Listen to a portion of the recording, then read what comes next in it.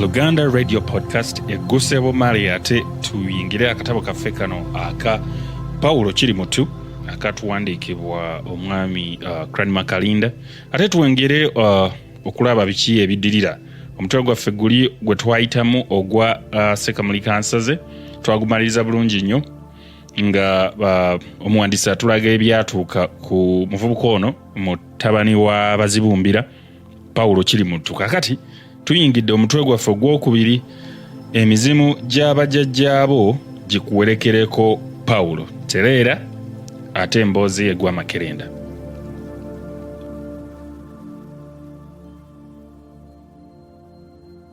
Manya nga bulijjo Martin Moganzi, Luganda Radio Podcast.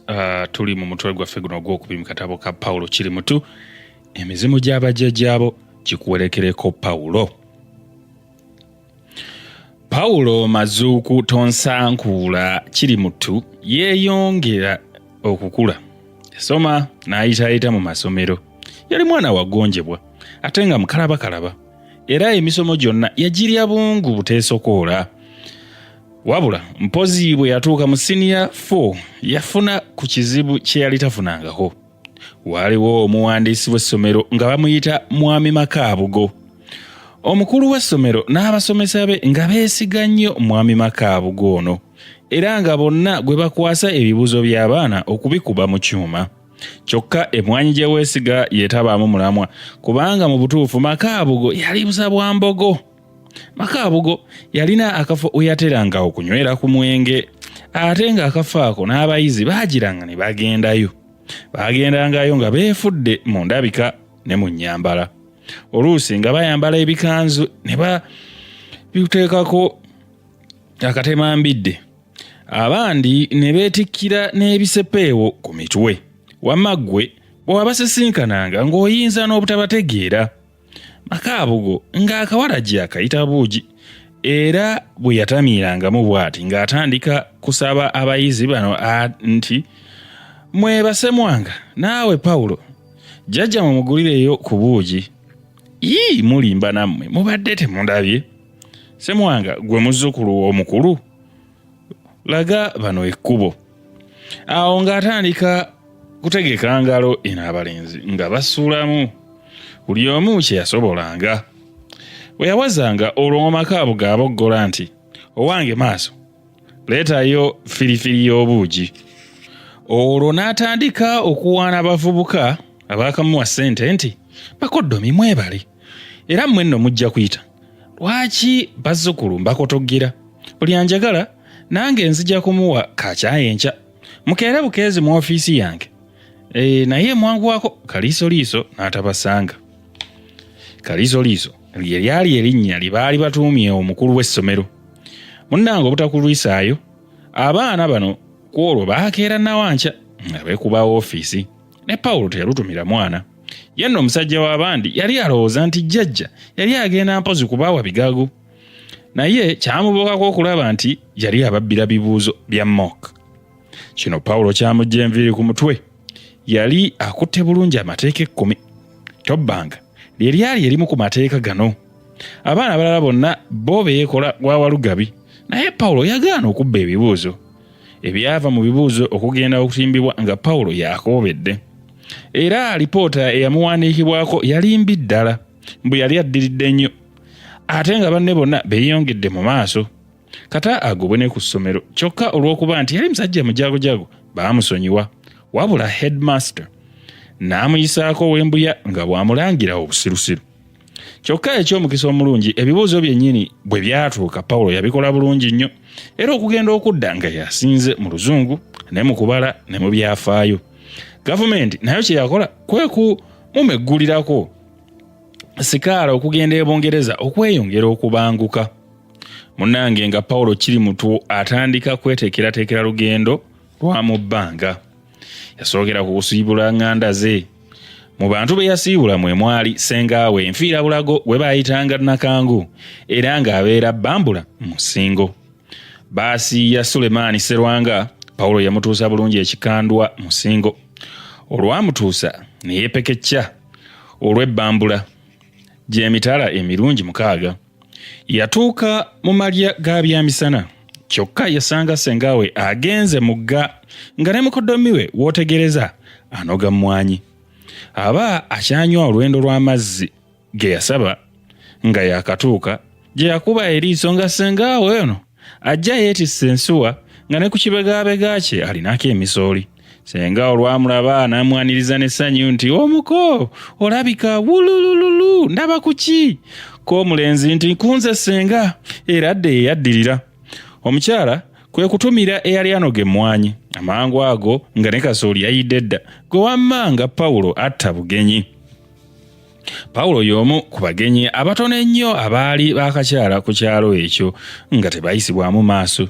Yayambala kizungu kyennyini, seruwale n'essaati mmyufu, olwo n'assaako engatto nzirugavu n'asiba n'ekikoola. Ku maaso n'ateekako gaalubindi era mwana mulenzi buli we yayitanga nga bamugobereza amaaso. Bassengawe yamuviira mu sseggwanga nnamba eya Lujjumba. Baali balya Pawulo n'ategeeza ssengawe ne mukoddomi we nga bwe yali azze okubasiibula kubanga yali agenda mitala w'amayanja. Ko ssengawe nti, mitala w'amayanja wa? Bugerere? Ono naki? Ogenda kumalayo ennaku mmeka? Ko Pawulo nti, ssenga, sigenda Bugerere, ngenda Bulaaya. Ssengawe kwe kugamba nti, wa Bulaaya? Simanyi naawe oyagala kugenda kuzaayira eyo nga munno oli Sensalire mutabani wa Bulayimu bwe yazaayirayo. Baatugamba nti yabuukira mu nnyonyi na guno gujjwa taddanga. Sengera kyamubuukako Pawulo we yamugamba nti yali wa kumalayo emyaka 4 miramba. Ko ssengawe nti kwe kugamba ogenda butadda? Olwo alituziika yani? Ye ate kambuuze, oliryanga mmere ki? Myaka 4? Olidda wakaatuuka dda? Tulabye agaliva mu nsi nga tetulina abasika. Kino kitalo.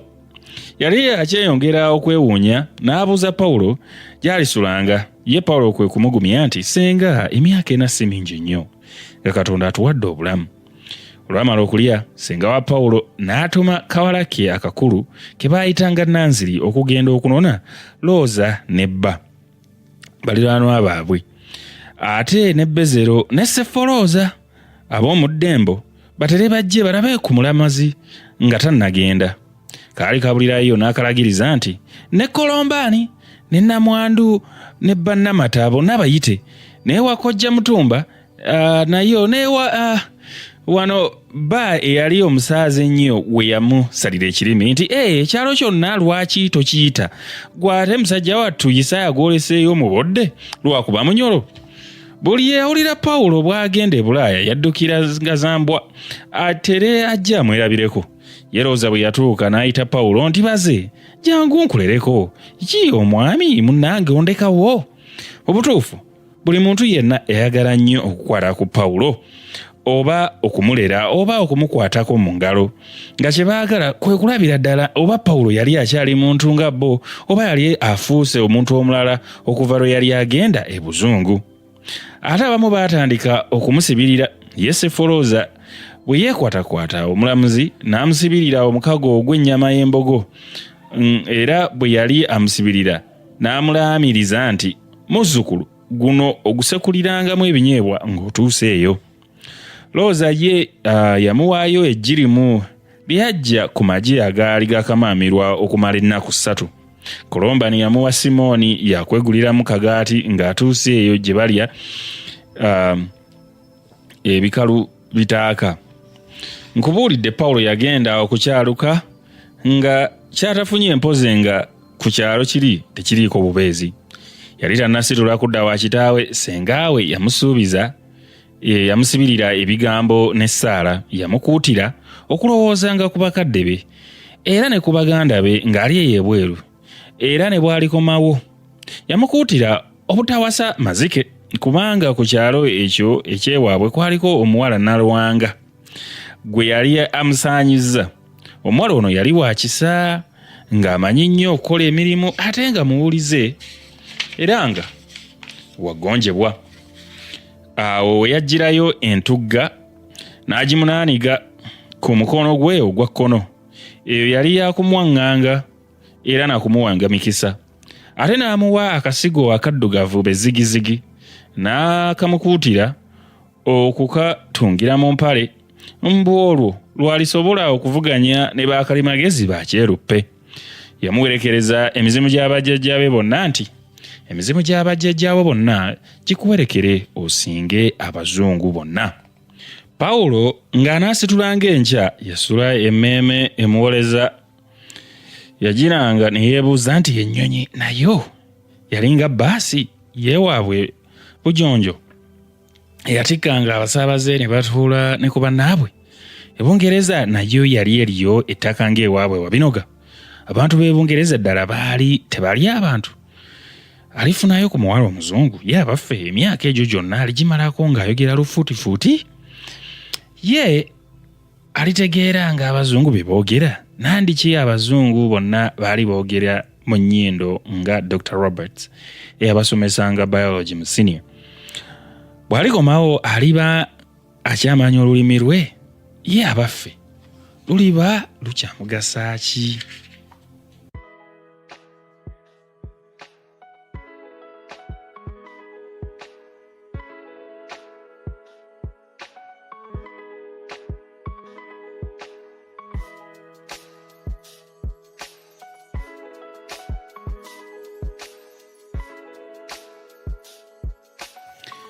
Ekyo kye kibadde ekitundu kyaffe kino ekyokubiri, emizimu gy'abajjajjaabo gikwerekereko Pawulo omuwandiisi atandise ottematema olugero luno eno.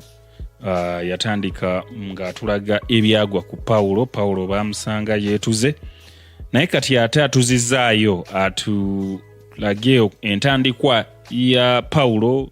Twalaba ku buzaale bwe wali mu ntandikwa y'omutwe ogwo Sekamuli Kansaze, ate wano tulabye ku kusoma kwe ekitonotono n'atulaga nti Pawulo yali musajja mwesigwa, yali musajja wa mpisa, nti newe yakola emize gy'ekivubuka oba egy'effujjo n'agenda n'asanga Makaabugo ne banywamu naye.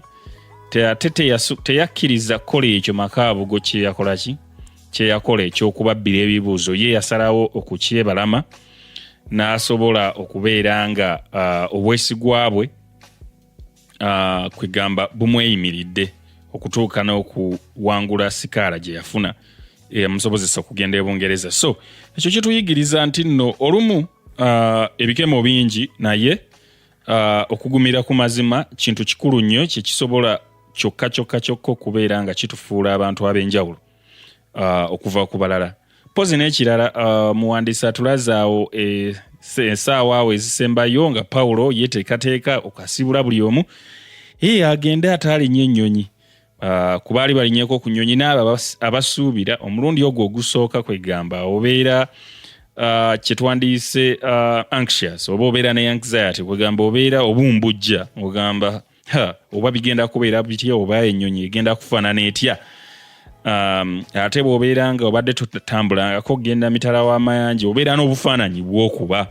Ebiseera bino kati social media etuyamba okubeera nga osobola olaba ebifaananyi okuva mu nsi ez'enjawulo, naye emabega waali kati ng'akatabo kano we kaawandiikibwa ebyo byonna tebyaliwo. So kwegamba ng'ebbugumu eryo omuntu ly'abeera nalyo libeera lingi nnyo okulowooza oba bigenda kubeera bityo oba ngenda kutambula ntya bwe naatuuka naalya mmere ekikwegamba nga ebbugumu libeera lingi nnyo. Naye ndowooza omuwandiisi maaso awo ajja kutulaga ate embeera eyo bwe yatambula ku Pawulo kiri mu ttu. Kaakati akasembayo ke ngenda osembyayo kali nti abantu abo bonna abaasibula Pawulo mu nnaku ezo ezisembayo nze kyendowooza oba kye tusenga okuyigamu nti nno bw'oba otambuddeko oba okulaakulanyemu kyonna ky'ofuuse oba ky'oli teweerabiranga gye wava oba teweerabiranga abo baba nga bakubeereddewo, kubanga Pawulo ono abantu abo bonna abaamusibirira entanda bantu abaalaga nti nno bamwagala era bamwagaliza eyo yonna gye yali agenda okulaga.